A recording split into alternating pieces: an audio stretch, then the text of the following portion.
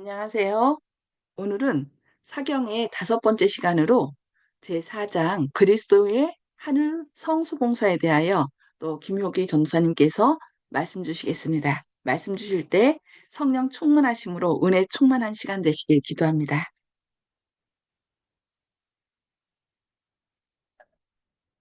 네, 성도들 안녕하십니까? 안녕하세요. 하나님의 거룩한 말씀을 연구하기 위하여 이른 새벽부터 하나님 앞에 나온 우리 모두를 진심으로 환영합니다. 하나님의 말씀을 연구하는 기쁨 속에서 살아가는 우리 모두가 되기를 간절히 소망합니다. 이 사경의 기간이 끝난 이후에도 구주를 항상 찾아서 또 생명의 말씀을 잘 알 수 있도록 날마다 가르침 받는 우리가 되기를 간절히 소망합니다. 아, 다섯 번째 시간입니다. 지금까지 우리가 많이 달려왔습니다.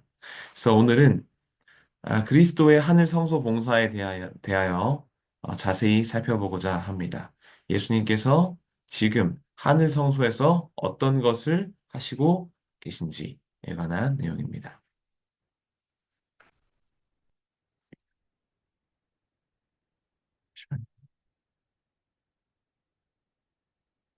우리가 이 소망을 가지고 있는 것은 영혼의 닷 같아서 튼튼하고 견고하여 휘장 안에 들어가나니. 히브리서 6장 19절 말씀. 아멘. 지금까지 성소가 왜 중요한지에 대하여 첫 번째 시간 살펴봤습니다. 두 번째 시간, 성소는 예수님의 구원 사역의 맥락 속에서 이해되어야 한다는 것도 알게 되었고, 그 첫 번째 시간을 통해서 그 두 번째 시간에는 구약의 제사 제도들에 대해서 다뤘습니다. 구약에는 이런 제사 제도가 나오는구나 하고 그런 세세한 것들을 우리가 살펴봤습니다. 그리고 세 번째 시간에 또 신약에서도 그리스도의 제사장 봉사를 다루고 있구나. 그런 내용들을 살펴봤고요. 네 번째 시간 어제 그런데 더 좋은 것, 이 원형의 봉사가 우리를 향해 이루어지고 있다는 것을 알게 되었습니다. 지상성소 봉사보다 더 좋은 것. 지상성소 봉사는 어떤 것의 그림자였고, 이제 더 좋은 것, 그것의 오리지널이 있는데 그것이 우리 앞에 놓여져 있다라는 것을 지난 시간에 살펴보게 되었습니다. 그렇다면 오늘 그 더 좋은 것, 지상성소 봉사, 표상하고 있는 지상성소가 표상되는 건데, 그것이 표상하는 진짜 하늘성소의 봉사는 어떤 것이며, 우리에게 어떤 의미를 주는지 우리가 한번 오늘 살펴보고자 합니다. 그래서 오늘은 그리스도의 하늘성소 봉사에 대하여 함께 말씀을 나누도록 하겠습니다. 성소에서 매일, 그리고 지성소에서 1년에 한 번 수행된 아론 계통의 제사장 봉사는 하늘 성소에서의 그리스도의 봉사를 예표했다. 네, 우리가 잘 알다시피 성소에서는 매일 드려지는 제사와 지성소에서는 1년에 한 번 드리는 대속죄일 봉사가 있었습니다. 이렇게 두 개의 봉사가 진행됐는데요. 이것은 바로 아론 계통의 제사장 봉사였는데 하늘 성소의 그리스도의 봉사를 예표했다를 나타냈다는 것입니다. 한마디로 하늘 성소 봉사에서도 매일의 봉사와 대속죄일의 봉사, 그 두 가지 종류의 봉사가 있었다는 것이죠. 그것을 우리가 알 수 있는 것입니다. 그래서 오늘 이 내용들에 대해서 잘 살펴보겠습니다. 네 가지 부분으로 오늘 나눕니다. 첫 번째는 하늘성소봉사의 계시, 하늘성소봉사가 시작되었다는 것, 어떤 식으로 성경에서 이 계시를 나타내는지 살펴볼 것이고요. 그 다음에 그리스도의 중보 사역, 매일의 봉사, 첫 번째 사역이죠. 성소봉사의 첫 번째 파트입니다. 어떻게 예수님께서 매일의 봉사를 수행하고 계신지, 그 다음에 세 번째로 그리스도의 심판 사역, 대속죄일 봉사, 대속죄일 봉사, 제사장들의 구약 성소제도의 두 번째 국면인 대속죄일 봉사가 어떻게 예수님이 수행하고 계신지에 대해서 살펴보도록 하겠습니다. 그리고 마지막으로 이 하늘 기록의 목적들에 대해서 간단히 다뤄보겠습니다. 그리스도께서 하늘 성소에서 제사장 봉사를 계시한 때를 가리키는 언급이 히브리서 및 요한계시록과 다니엘서에서 찾을 수 있다.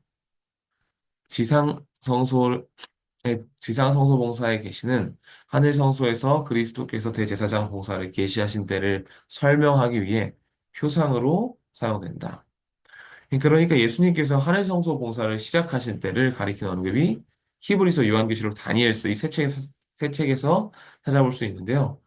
이 지상 성소 봉사의 계시는 하늘 성소에서 그리스도께서 대제사장 봉사를 계시하신 때를 설명하기 위한 표상으로 사용된다는 점을 기억하시면 되겠습니다. 그래서 우리 이 시간 히브리서와 요한계시록과 다니엘서의 어떤 본문들을 통해서 이 계시를 살펴보겠습니다. 네, 크게 세 파트입니다. 다니엘서 9장 24절에서 27절을 통해서 살펴볼 거고요. 그다음 요한계시록 4장 5장에 나타난 하늘 성소 봉사의 계시, 히브리서 10장 19절과 20절에 나타난 하늘 성소 봉사의 계시를 살펴보겠습니다.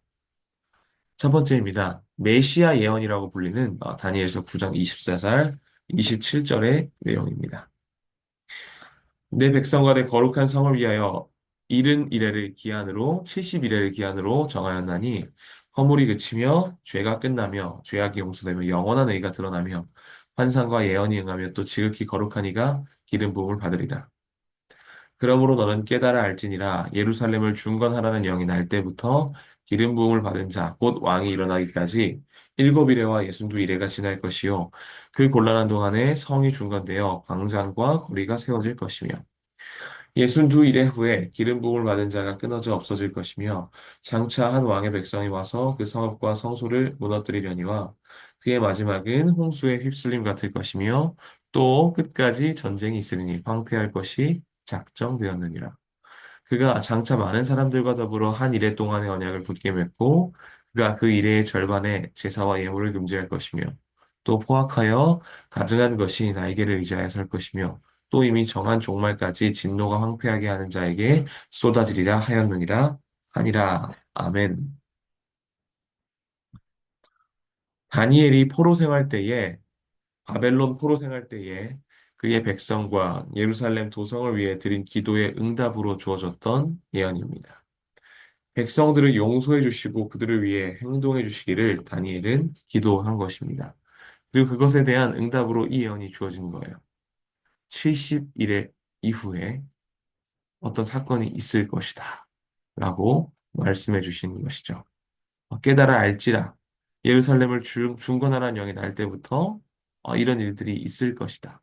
지극히 거룩한 이가 기름 부음을 받을 것이다. 라는 것입니다.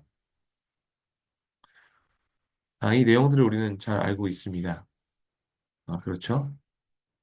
메시아 예언이라 불려서 이른 이레를 기한으로 정하였고 그것이 이스라엘 백성을 위해서 이 이른 이레 이후에 지극히 거룩한 이가 기름 부음을 받으리라는 것이었습니다. 사실 이 말씀은 다니엘에게 상당히 충격적인 내용이었습니다. 왜냐하면 그 당시에 포로 생활이 끝나고 이스라엘이 회복되기를 바라고 있었는데 그런 마음으로 이제 70년이 지나서 포로 생활이 기도한 것인데 갑자기 또 490년, 일은 이래가 490일인데, 이제 연일 원칙에 따라서 예언적으로 490년 후에 거룩한 이가 기름 부음을 받으리라고 하는 어떤 말씀이 주어지는 것입니다. 그렇기 때문에 굉장히 놀랍겠죠. 우리가 알다시피 그런데 이것은 실제적으로 490년 이후에 이스라엘이 해방될 것이다라고 하는 것은 실제적인 역사를 말하는 것이 아니라 그 이스라엘의 역사를 말하는 것이 아니라 포로기를 어떤 메시아 예수 그리스도의 오심과 그 사역에 대한 어떤 예언이었습니다. 이것을 반드시 기억해야 할 것이고요. 그래서 우리는 그 내용이 어떤 것인지 잘 알 수가 있습니다. 그래서 여기서 중요한 것은 71회가 끝나는 490년이 지나는 그 시점에 지극히 거룩한 이가 기름 부음을 받겠다고 하는 예언이었다는 것입니다. 이 예언을 도표로 설명해 보면 이렇게 되겠죠. 예루살렘을 중건하는 영이 날 때 시작돼서 이렇게 지날 것이고 이때에 이런 일들이 일어날 것이다 라고 하는 것을 도표를 통해서 살펴볼 수가 있습니다.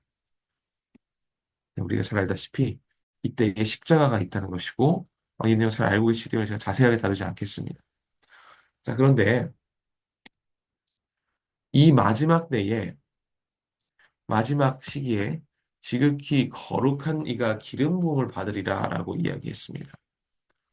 신기한 것은 이 지극히 거룩하다라는 표현이 구약에서 사람에게 적용된 적이 없다는 것입니다.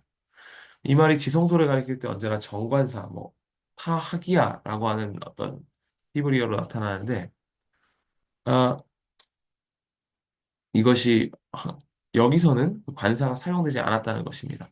이 관사 없는 지극히 거룩한 자는 성소나 그것과 관련된 어떤 것들을 분명히 가리킨다는 것입니다. 그래서 이 예언은 백성들의 용서와 속죄, 구원 사역을 가리키면서 지극히 거룩한 자의 기름 부음으로 끝난다는 거예요. 하늘 성소가 기름 부음을 받으면서 끝난다는 것입니다. 그 사실 우리는 반드시 기억했으면 좋겠습니다. 이 히브리서 메시아 예언을 통해서 하늘 성소가 기름 부음을 받겠다. 하늘 성소가 시작된다라는 것을 우리가 분명히 발견할 수가 있는 것입니다. 그리고 이제 요한계시록 4, 5장과 하늘 성소 봉사의 계시로 넘어가서요. 요한계시록 4장, 5장에 묘사된 것은 이제 아, 하늘 장면이 묘사되어 있습니다. 어떤 이상들이 주어지면서 주어지는데 여러 가지 이상들이 주어지는데요. 이 이상들의 목적 가운데 하나는 예수님께서 그리스도께서 하늘 성소에서 왕이자 대제사장으로 취임하신 것에 빛을 비춰주는 데 있습니다. 그곳은 하나님의 거소인 하늘 성소였고요. 이 요한계시록 4, 5장에서 나오는 곳이 하나님의 보좌가 거기에 있었고 일곱 등대가 위치해 있었으며 향으로 가득한 금 대접이 언급되고 어린 양도 거기 있었습니다. 예수님께서 어린 양으로 여전히 높임을 받고 계셨습니다. 그리고 그분의 희생이 여전히 효력을 미치고 있었기 때문에 어린 양으로 희생 제물로서 묘사된 것입니다. 예수님은 이 장면에서 하늘 존재에 둘러싸인 왕인 대제사장으로서 존재하고 계셨습니다. 그래서 여전히 효력을 미치고 있었다. 어린 양을 희생 제물로서 하늘 성소에 봉사 계시되면서 여전히 그 속죄의 희생의 그 효력이 미치고 있었다는 것을 기억해 주시면 되겠습니다. 그리고 세 번째로 히브리서 10장 19절 20절의 하늘 성소의 봉사의 계시에 관한 내용입니다. 히브리서는 옛 출애굽과 새 출애굽을 대조하면서 옛 언약과 지상 성소 봉사를 다루고 있고 특히 이 저자는 그리스도께서 하늘 성소에서 제사장 봉사를 계시하신 시점을 언제부터 계시하셨다라는 것을 10장 20절을 통해서 언급하고 있다는 것입니다. 그러므로 형제들아 우리가 예수의 피를 힘입어 성소에 들어갈 담력을 얻었나니 그 길은 우리를 위하여 휘장 가운데로 열어놓으신 새로운 살 길이요 휘장은 곧 그의 육체니라. 아멘. 자, 예수님께서 하늘 성소에 계신 하나님께로 접근하는 길을 열어놓으셨다. 엔칸이니 주어라는 말을 통해서 사용하셨습니다. 이미 9장 18절에서 이 단어가 쓰였었는데요. 이건 첫 언약의 계시를 가리키는 데 사용된 단어입니다. 그러니까 그리스도께서 처음으로 이 길을 사용하여 하늘 성소에서 그분의 사업을 시작하고 그 성소의 봉사를 계시하셨다라는 것을 말해주고 있는 것입니다. 이 사실을 기억한 우리가 되기를 바랍니다. 그래서 간단하게 이 성경절들을 통하여서요, 예수님께서 하늘 성소의 봉사에 들어가셨다라는 것을 우리가 알 수가 있는 것입니다. 어, 특별히 이 히브리서 10장 19절, 20절에서는 성소로 접근하기 전에 구속이라는 희생적 행위가 먼저 있었다는 것을 알 수 있습니다. 우리가 지난 시간인가요? 지지난 시간인가요? 이 예수님의 구원 사역의 그 흐름을 봤습니다. 그 출애굽기를 통해서 구속이 있었고 언약의 체결이 있었고 그 다음에 이 성소가 주어졌습니다. 여기서도 마찬가지로 성소로 접근하기 전에 먼저 구속이라고 하는 희생적 행위가 있었다는 것입니다. 구속을 이루신 후에 성소로 들어가셨다는 것입니다.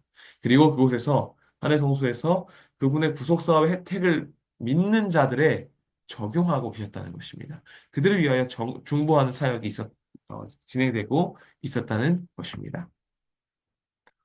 그리고 이 10장 19절에서 염소의 송아지의 피와 이 그리스도의 희생이 대조되고 있다는 것을 확인할 수 있습니다. 훨씬 더 귀한 것이 실제적으로 우리에게 주어지고 있다는 것을 우리는 확인할 수가 있는 것입니다. 그래서 이 세 가지 책, 다니엘서와 히브리서와 요한계시록의 내용을 통하여 하늘 성소의 봉사가 계시되었고 그 귀한 봉사가 우리 위하여 시작되었다라는 것을 우리는 살펴볼 수가 있었습니다. 그렇다면 구체적으로 이 그리스도의 중보 사역은 어떤 것이 진행되고 있을까? 지금 이 하늘에서 예수님께서 직접 하시고 계신 이 봉사는 어떻게 되고 있는지 살펴보겠습니다. 중보와 매일의 봉사.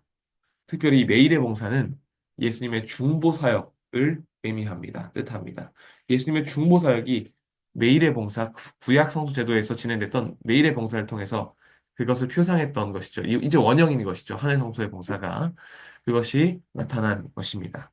성도들을 위로하고 성도들에게 확신을 주는 예수님의 모습을 우리는 살펴볼 수가 있습니다. 다니엘과 요한계시록은 그리스도의 중보 사역을 지상 성소에서 있었던 매일의 봉사의 표상적 성취로 묘사한다. 다니엘은 군대의 주제라고 불리는 메시아가 하늘 성소에서 매일의 봉사를 수행하시는 것을 보았다. 요한계시록에서 동일한 기별을 전달하는데 매우 생생한 이미지들이 사용된다. 예, 우리는 다니엘과 요한계시록을 한번 살펴볼 것입니다. 그 성경들에서 말하는 것들을 한번 살펴볼 것입니다. 어떻게 이 매일의 봉사를 나타내고 있는지. 요한계시록에서 도입으로 사용된 성소 이상은 이런 것들을 의미합니다. 첫째 장면은 교회에 보내는 기별을 도입하고요. 높임을 받으신 그리스도께서 대제사장으로서 일곱 교회를 나타내는 일곱 촛대 사이를 거니시는 분으로서 요한에게 나타났다는 것입니다. 성도들을 위로하고 우리 교회에 다니는 교회, 즉 성도들에게 확신을 주고 소망을 주는 예수님의 모습을 볼 수 있는 것입니다. 그것이 바로 중보겠죠. 교회들을 위하여, 성도들을 위하여 일하시는 예수님의 모습, 그 모습을 살펴볼 수 있는 것입니다. 둘째 장면에 일곱 인 이상을 도입합니다. 앞에서 지적한 대로 이 장면은 예수님께서 왕이자 대제사장으로 즉위한다는 것을 묘사한다고 우리는 결론 짓고 살펴볼 수가 있는 것입니다. 세 번째로 일곱 나팔에 대한 이상으로 도입부가 기능하는데요. 일곱 천사가 나팔을 불기 전에 요한은 하늘 성소에 있는 분향단 앞에서 봉사하는 또 다른 천사를 본 것입니다. 분향하는 일은 대제사장만 할 수 있었으므로 이 천사는 그리스도를 나타낸다 할 개연성이 상당히 높습니다. 이 분향하는 천사, 예수님을 나타내는 이 분향하는 천사는 중요한 게 두 가지가 있었는데요. 첫 번째로 모든 성도를 위한 기도를 했다는 것입니다. 그는 그들의 기도를 받아서 이 수태 태운 향과 섞어서 하나님께 드렸는데 이것이 특정 누군가를 위한 것이 아니라 모든 성도를 위한 것이었다는 것이고요. 두 번째로 그 기능은 이제 좀 부정적인 것이었다는 거예요. 그는 악한 자들에게 대한 하나님의 심판을 중계했는데 제단에서 핀 숯을 그 향로에 담아 그 숯불을 지상에 던짐으로써 역사 안으로 하나님의 심판을 가져갔다는 것입니다. 그리스도의 매일의 봉사의 이중적인 기능이 나타난 것입니다.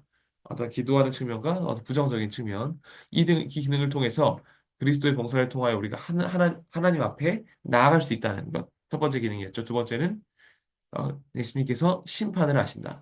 계속하여서 하늘 성소에서 왕으로서 통치하신다는 것을 확증해주고 있는 것입니다. 그래서 중보사역의 세부적인 국면들을 살펴보면 이 여덟 가지 특징들이 나타납니다. 이 매일의 봉사를 우리 지금 다루고 있는 것입니다. 첫 번째, 그 성소에서 행해졌던 두 가지 측면이 있죠. 매일의 봉사와 대속죄의 봉사. 그런데 하늘 성소에서의 매일의 봉사는 어떤 것들이 있는지 지금 보고 있는 것입니다. 그 세부적인 국면들을 이렇게 살펴볼 수 있습니다. 우주적인 정복. 그리스도의 사업은 인류만을 위한 것이 아니라 예수님의 죽음을 통하여 만물, 곧 땅에 있는 것들이나 하늘에 있는 모든 것들이 하나님과 화목하도록 했다는 것입니다. 두 번째로는 하나님의 계시와 축복을 중보했다는 것인데요.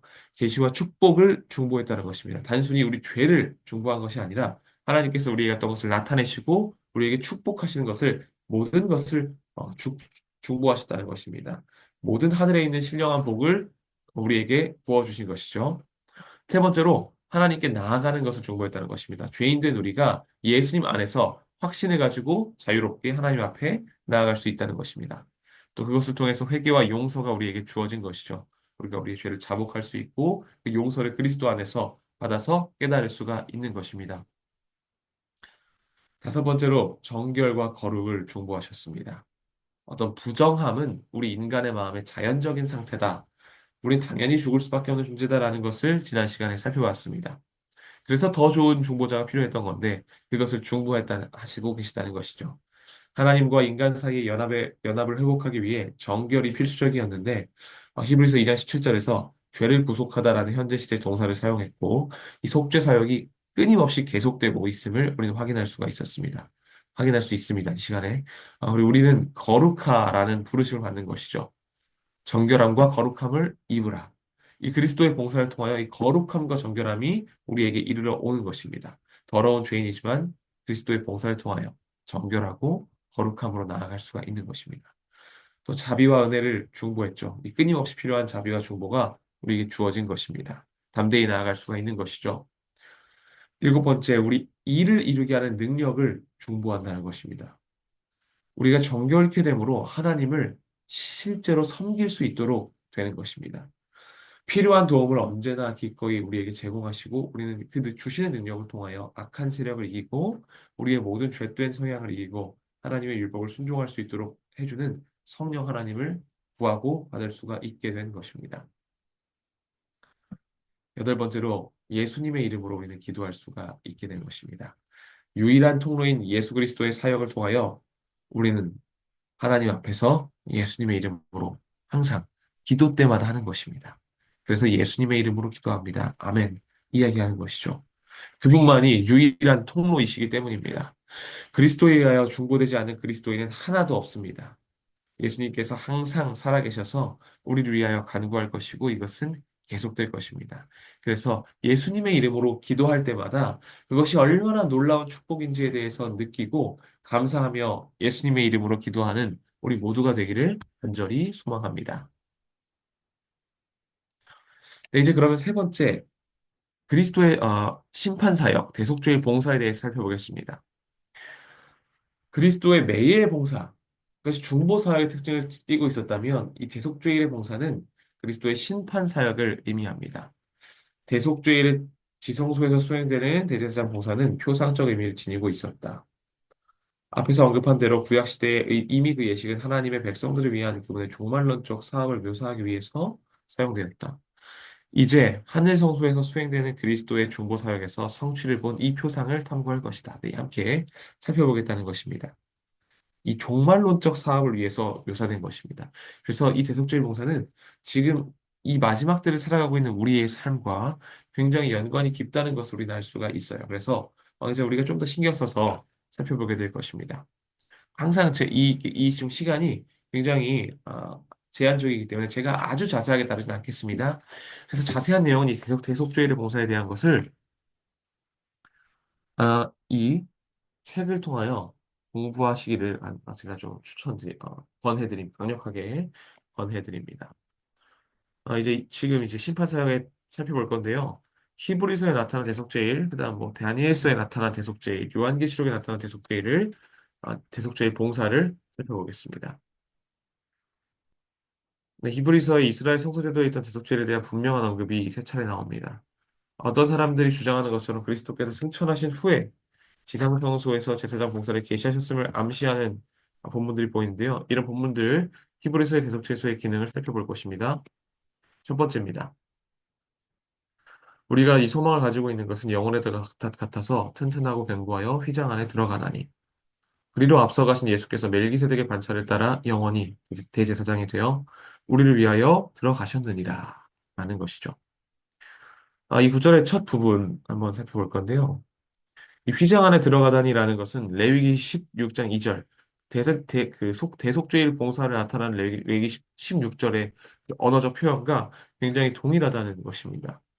그러나 그래서 이것이 그리스도의 어떤 그리스도의 대속죄일에 그것을 표상하는가? 예수님께서 지성소로 들어가셨음을 내비치려는 것인가? 라고 하고 우리 생각해 볼 수가 있습니다. 그런데 이 본문 전후 문맥을 살펴보면 이것이 대속죄일 봉사를 나타내는 것이 아니라 좀 더 포괄적인 의미를 나타내고 있다는 것을 볼 수가 있습니다.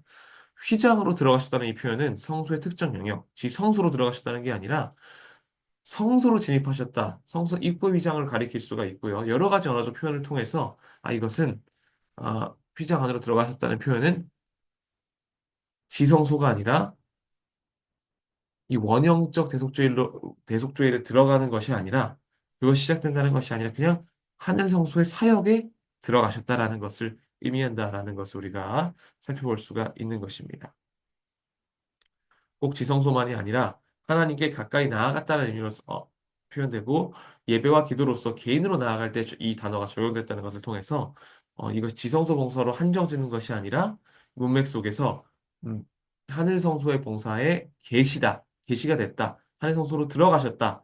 예수님께서 하늘 성소로 들어가신 것이다. 라고 하는 것을 나타내는 것이 이 히브리서 6장 19절 20절이다. 라는 것을 살펴보시면 되겠습니다. 네, 좀 제가 제 시간 관계상 빨리빨리 다 넘어갈 것입니다. 그다음 히브리서 9장 23절에 하늘 성소의 정결에 대하여 나오고 있는데요. 이것들은 하늘에 있는 그것들을 더 좋은 제물로 정결해야 한다는 히브리서의 저자의 진술인데 많은 학자들을 당혹하게 만든 이 구절입니다. 이 9장 23절이 그것이 그러므로 하늘에 있는 모형은 이것들로서 정결하게 할 필요가 있었으나 하늘에 있는 그것들은 이런 것들보다 더 좋은 제물로 할지니라. 다시 말해서 대속죄일의 봉사를 통하여 이 구약 성소 제도가 그 성소가 정결하게 됨을 입었습니다. 근데 하늘에 있는 것들은 이것이 언젠가 정결하게 돼야 되는데 두 번째 사역에 있어서 일반적인 피가 아니라 더 좋은 제물로 해야 한다는 것이에요. 굉장히 이걸 어떻게 해석해야 할까? 이 구절을 하면서 학자들이 굉장히 어려워했는데요. 이것은 대속죄일과 관련된 것이구나라고 인식하기만 하면 딱히 어려운 것이 아닙니다. 대속죄일의 표상적 의미는 하늘 성소에서 수행되는 그리스도의 봉사와 원형적 성취가 만나고 있다는 것입니다. 그래서 이 구절을 어렵게 생각할 것이 아니라 단순하게 이렇게 볼 수 있습니다. 히브리서 9장 23절은 하늘 성소도 구약 성소에 표상된 것과 같이 정결함이 필요하다. 이 필요성을 진술하고 있다라는 것만 살펴볼 수가 있는 것입니다. 우리는 이것을 정결하게 함을 받아야 된다라고 하는 거예요.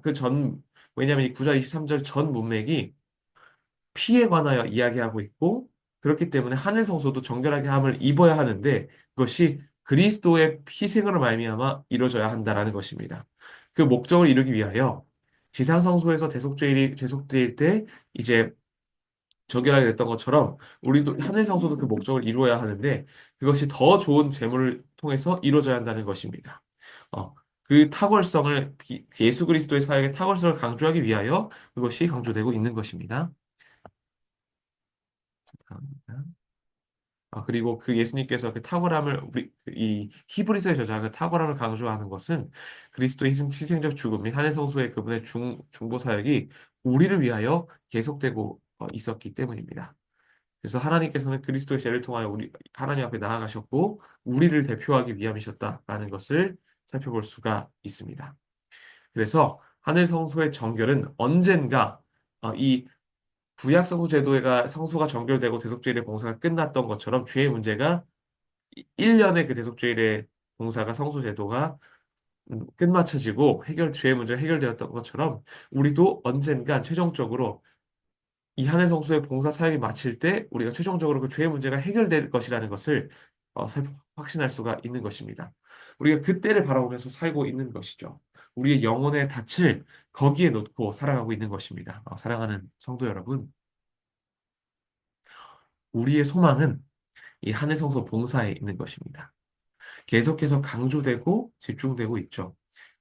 이 하늘 성소의 봉사가 지금도 이 땅에 이 하늘에서 계속되고 그것이 우리 이 땅을 살아가는 우리에게 굉장히 큰 영향을 미치며 우리가 그것을 바라봐야 한다는 것입니다. 그것이 해결될 때 우리가 씨름하고 있는 이 너무나도 슬프고 고통인 죄의 문제가 끝날 것이기 때문입니다. 복잡하다고도 할 수 있지만 상당히 간단한 문제인 것입니다. 우리의 죄를 위하여 예수님께서는 방편을 마련하셨고 그 방편을 그 진리의 빛을 하늘 성소의 빛을 우리에게 비춰주고 계시다는 사실입니다. 단 한 가지 이유입니다. 우리의 관계를 하나님과의 우리의 관계를 회복하기 위하여 최종적인 구원을 위하여 우리의 구원을 위하여 예수님께서는 일하시고 계시고 앞으로도 계속 일하실 것이라는 사실입니다. 이 사실을 기억하시면서 기쁨으로 이 하늘 성소의 봉사에 예수님의 하늘 성소 봉사의 거리를 바라보는 우리 모두가 되기를 간절히 소망합니다. 이어서 다니엘서와 요한계시록에도 계속해서 나타납니다. 이 대속죄의 봉사가 나타내요. 특별히 다니엘서에 나타난 것은 정결함과 심판함과 옹호의 개념이 함께 이 이미지에서 나타나는 것을 확인할 수가 있습니다. 시간적인 요소들을 도입하면서 우리가 구원의 역사 안에서 우리 메시아 되신 예수님의 하늘 성소의 거소에서의 최종적 정결, 심판, 옹호의 사역이 시작할 구체적인 시간을 밝혀줍니다. 우리가 잘 알고 있는 2300주야의 예언이죠. 자세한 내용을 이 책을 살펴보시기 바랍니다. 이것이 주는 의미가 있는데요. 이 다니엘서에서 나타나는 대속죄일이 작은 불이 성소를 공격하고 있고 우리는 예수님께서는 이때에 이 하늘 성소의 봉사를 통해서 이 모든 것을 끝내신다는 것입니다. 이 이른 일의 70일의 예언이 2300 주야의 안에 속해 있는 예언입니다. 그 사실 우리가 기억하면서 살펴봤으면 좋겠습니다. 그러니까 이 다니엘서에 나타나는 것은 그리스도의 중보 사역의 최종적인 측면을 나타내는 것입니다. 이것이 끝날 것이다. 여기서 다니엘서에서 작은 뿔이 나타나는데 이 작은 뿔이 하나님을 대적하는 큰 말을 합니다. 근데 이때에 심판이 우리에게 주어지는데 책들이 펼치고 이 심판이 진행되죠. 이 심판은 이 뿔이 3년 동안 3년 반 동안 한 때가 두 때가 반 때 1260년 동안 성도를 핍박해 오고 있었다는 것인데요. 이때 이루어지는 것입니다. 심판은 이 작은 뿔의 공포 통치가 끝나가면서 일어나는데 이 심판의 결과로서 이 뿔이 힘을 잃고 것을 잃고 파멸한다는 것입니다. 다시 말해 이 심판을 통해서 모든 것들이 죄악이 종결되고 끝난다는 것이죠. 이 심판이 끝난 후에 예수님께서 우리 이 땅에 재림하실 것이고 우리의 우리는 하나님의 나라로 옮겨지게 된다는 것입니다. 그래서 이 심판의 시선이 성도의 핍박을 받았던 것, 작은 불로 인해서 우리가 고통받을 것이고, 그리고 어떤 심판으로 향해 있고, 그 다음에 우리가 하나님의 나라로 옮겨질 것이다. 라는 것을 확인할 수가 있는 것입니다. 바로 이번 국면이고, 이런 국면을 우리가 이해했으면 좋겠고요. 이 다니엘서의 마지막 심판을 요약하자면 이렇습니다. 마지막 심판이 다음과 같이 됩니다. 첫 번째, 이 심판은 하늘 법정, 하나님과 천사와 인자 앞에서 시작된다는 것이고, 두 번째 판결이 선언되기 전에 책들이 펴놓이고 조사가 진행된다는 것입니다. 그리고 이 판결은 성도들을 옹호하고 원수들을 정죄하는 잘한 사람들이 왜 잘했고 잘못된 사람들이 왜 잘못되는지에 대하여 말하는 어, 이 심판이라는 것입니다.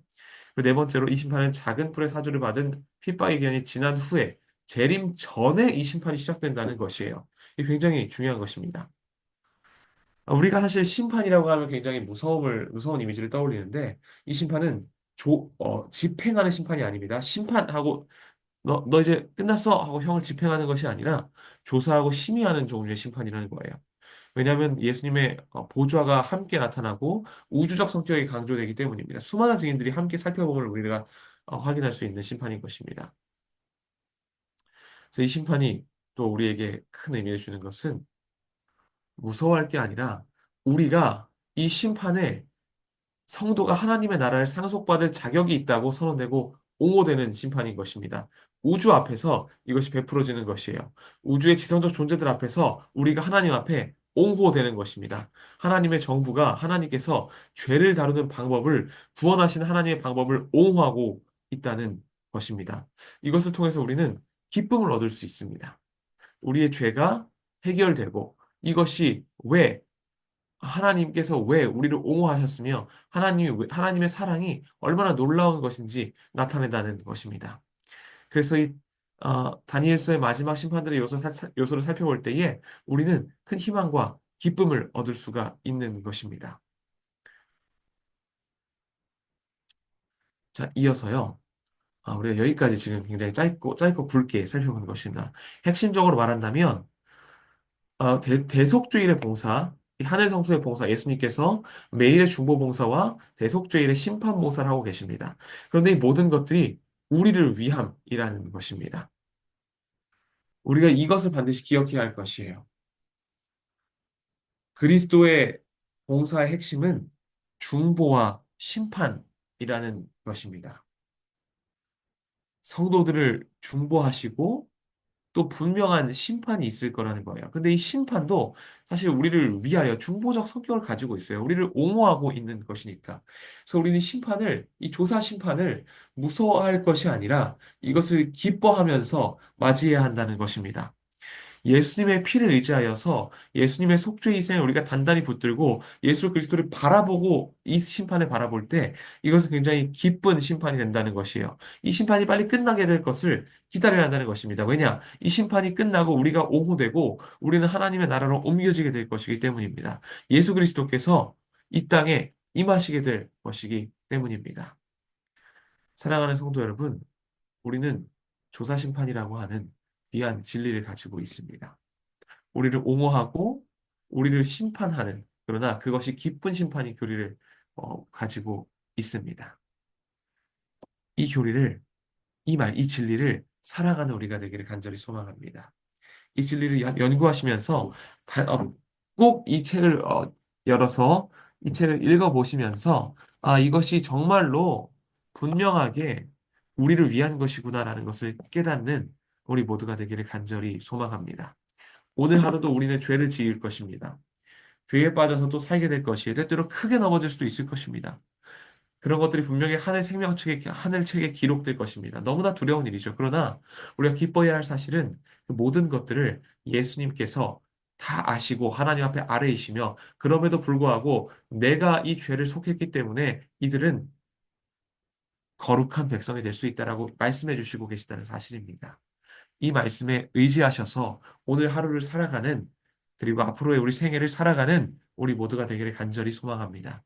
그래서 우리 이 성소의 이 조사 심판이 끝나고 예수님께서 재림하시게 될 때에 기쁨으로 예수님을 맞이하는 우리 모두가 되기를 간절히 소망합니다. 말씀을 줄이겠습니다. 네, 제가 기도하겠습니다. 하나님, 오늘 하늘 성소에 예수님의 사역을 살펴봤습니다. 얼마나 귀한 진리인지 느끼게 되었습니다. 예수님께서 우리를 위하여 중보하신다는 것과 우리를 위하여 심판하신다는 것, 조사 심판이 이루어지고 있다는 것을 우리는 살펴봤습니다. 이것이 특별히 마지막 때를 살아가는 우리에게 얼마나 큰 의미가 있는지를 살펴봤습니다. 하나님, 하나님의 말씀의 핵심은 요지는 우리를 위하여, 우리를 옹호하시기 위하여 이 모든 것들을 행하신다는 것이었습니다. 이것에 감사하는 우리가 되게 하여 주시옵소서. 기쁨으로 하늘 성소를 바라보고 우리의 소망을 그곳에 굳게 두는 우리가 되게 하여 주시옵소서. 예수님의 귀하신 이름으로 간절히 기도합니다. 아멘. 아멘. 네, 감사합니다. 오늘도 우리를 내치기 위해서 우리의 죄를 찾아내어 벌하기 위해서가 아니라 우리의 믿음을 옹호하기 위하여 하늘 지성소에서 우리를 조사 심판하고 계시다는 주님의 은혜에 감사하시면서 믿음으로 승리하시는 저와 여러분 되시기를 바랍니다. 네, 오늘은 이따 저녁에 다시 한 번 더 있겠습니다. 이따 네. 저녁 8시에 다시 뵙겠습니다. 행복한 하루 되시기 바랍니다.